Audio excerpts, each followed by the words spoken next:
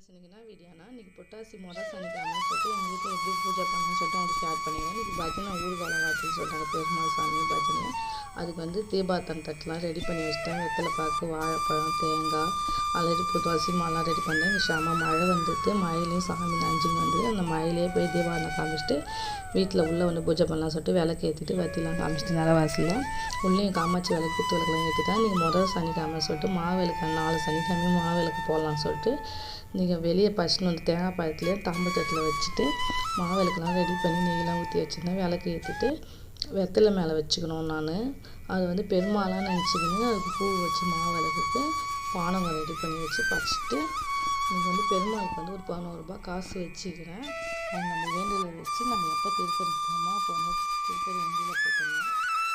நாங்கள் வந்து 4ஆம் சனிக்கிழமை தான் தளியல் போடுவோம். இன்றைக்கி எங்கள் ஃப்ரெண்டு வீட்டில் போட்டுருந்தாங்க. அவங்க வீட்டில் வந்து தளியல்னு சொல்லிட்டு அவங்க வீட்டுக்கு போய் சாப்பிட்டுட்டு